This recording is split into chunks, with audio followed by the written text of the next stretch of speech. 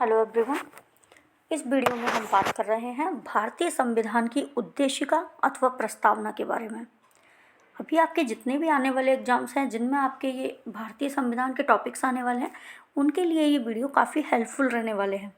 तो आप ध्यान से देखते रहिए, फॉलो करते रहिए, चैनल को सब्सक्राइब कीजिए, लाइक कीजिए और शेयर कीजिए, और अपने दोस्तों के साथ भी देखिए कि कितना इम्पोर्टेंट ये टॉपिक है और कितना आप यहाँ से ले सकते हैं। ये अगर आपने टॉपिक पढ़ा तो ये आपके बहुत काम आएगा। ठीक है, तो हम शुरू करेंगे भारतीय संविधान की उद्देशिका अथवा प्रस्तावना। देखिए, नेहरू द्वारा प्रस्तुत उद्देश्य संकल्प में जो आदर्श प्रस्तुत किया गया उन्हें ही संविधान की उद्देशिका में शामिल कर लिया गया। ठीक है, नेहरू के द्वारा उद्देश्य प्रस्ताव किसने दिया? नेहरू ने। ठीक है, जो कि संविधान की उद्देशिका में इसे शामिल कर लिया गया। संविधान में संशोधन कौन सा हुआ था? 42वां संशोधन जो हुआ था 1976 में। एक ही संविधान संशोधन हुआ था संविधान में की प्रस्तावना में। ठीक है, संविधान के 42वें संशोधन 1976 द्वारा यथा संशोधित यह उद्देशिका निम्न प्रकार है। हम भारत के लोग भारत को एक संपूर्ण प्रभुत्व संपन्न समाजवादी पंथ निरपेक्ष लोकतंत्रात्मक गणराज्य बनाने के लिए तथा उसके समस्त नागरिकों को सामाजिक, आर्थिक और राजनीतिक न्याय, विचार, अभिव्यक्ति, विश्वास, धर्म और उपासना की स्वतंत्रता, प्रतिष्ठा और अवसर की समता प्राप्त करने के लिए तथा उन सब में व्यक्ति की गरिमा और राष्ट्र की एकता और अखंडता सुनिश्चित करने वाली बंधुता बढ़ाने के लिए दृढ़ संकल्प होकर अपनी इस संविधान सभा में आज तारीख 26 नवंबर 1949 ईस्वी मिति मार्ग शीर्ष शुक्ल सप्तमी संवत 2006 विक्रमी को एतद द्वारा इस संविधान को अंगीकृत, अधिनियमित और आत्मार्पित करते हैं। ठीक है, तो अब ये हमने जो प्रस्तावना पढ़ी इसके अंदर से क्या क्या मुख्य बातें निकलती हैं इन्हें हम देखेंगे। देखिए, संविधान की प्रस्तावना की मुख्य बातें क्या क्या मुख्य बातें रही हैं ये देखिए। संविधान की प्रस्तावना को क्या कहते हैं? संविधान की कुंजी। क्वेश्चन आएगा, संविधान की कुंजी किसे कहा जाता है? तो प्रस्तावना को कहा जाता है। प्रस्तावना के अनुसार संविधान के अधीन समस्त शक्तियों का केंद्र बिंदु अथवा स्रोत कौन है? भारत के लोग ही हैं। संविधान के अधीन समस्त शक्तियों का केंद्र बिंदु अर्थात स्रोत भारत के लोग हैं। प्रस्तावना में लिखित शब्द यथा हम भारत के लोग इस संविधान को अंगीकृत, अधिनियमित और आत्मार्पित करते हैं।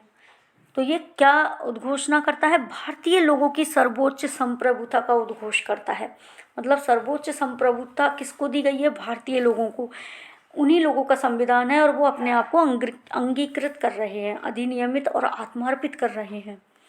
ठीक है, देखिए मैंने बताया भारतीय संविधान की प्रस्तावना में एक ही संशोधन हुआ था, वह था 42वां संविधान संशोधन जो कि 1976 में किया गया था।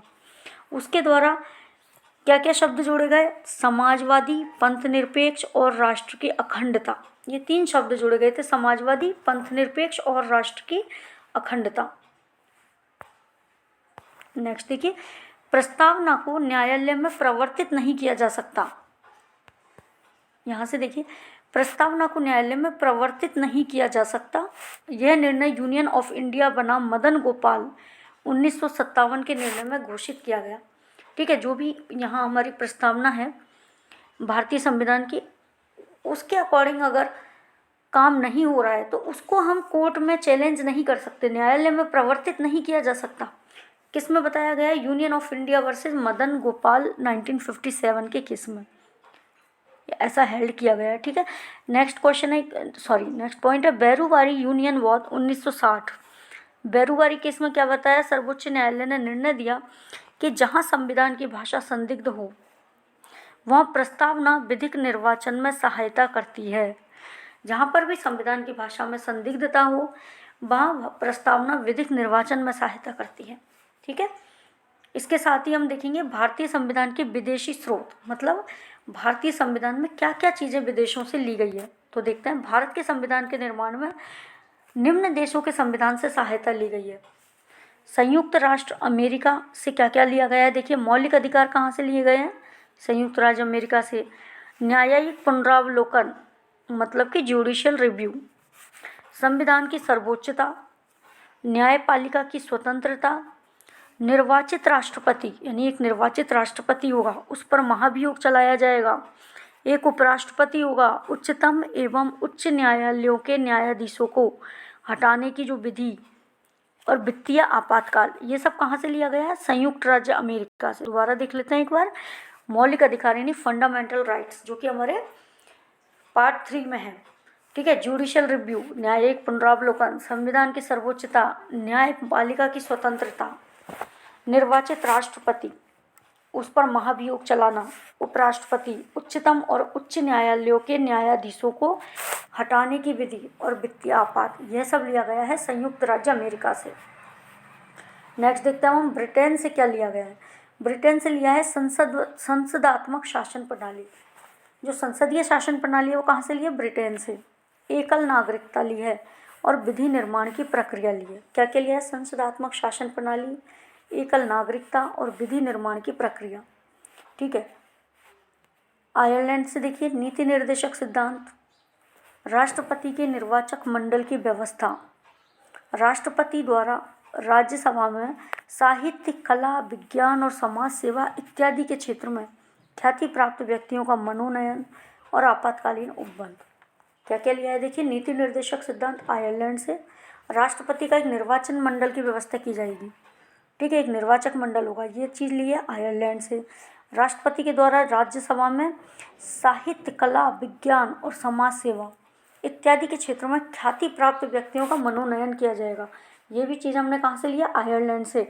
और जो आपातकालीन उपबंध किए गए हैं वो भी आयरलैंड से लिए गए हैं। नेक्स्ट देखते हैं ऑस्ट्रेलिया से क्या क्या लिया गया है। प्रस्तावना की भाषा ऑस्ट्रेलिया से ली गई है। समवर्ती सूची होगी, उसका प्रावधान ऑस्ट्रेलिया से लिया गया है। केंद्र और राज्य के बीच संबंध और शक्तियों का विभाजन, ये कहाँ से लिया है? ऑस्ट्रेलिया से लिया है। क्या क्या लिया है? प्रस्तावना की भाषा, समवर्ती सूची, केंद्र और राज्य के बीच संबंध और शक्तियों का विभाजन। जर्मनी से क्या लिया है हमने? आपातकाल के प्रवर्तन के दौरान राष्ट्रपति को मौलिक अधिकार संबंधी शक्तियाँ होती हैं।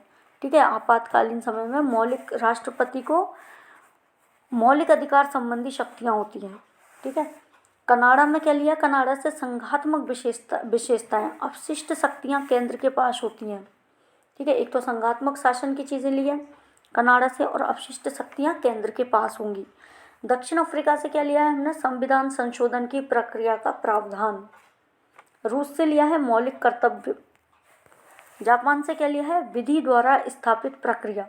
जापान से ली गई है विधि द्वारा स्थापित प्रक्रिया। ठीक है। अब देखिए भारतीय संविधान के अनेक देशी स्रोत हैं और विदेशी स्रोत हैं, लेकिन भारतीय संविधान पर सबसे अधिक प्रभाव किसका है? भारतीय शासन अधिनियम 1935 का है। सबसे अधिक प्रभाव किसका है भारतीय संविधान पर? भारतीय शासन अधिनियम 1935 का। भारतीय संविधान के 395 अनुच्छेदों में से 250 अनुच्छेद ऐसे हैं जो 1935 ईस्वी के अधिनियम से या तो शब्दशः ले लिए गए हैं या उनमें बहुत थोड़ा परिवर्तन कर लिया गया है। ठीक है, ये हमारे थे इम्पोर्टेंट जो भी विदेशी स्रोत थे भारतीय संविधान के। Thank you.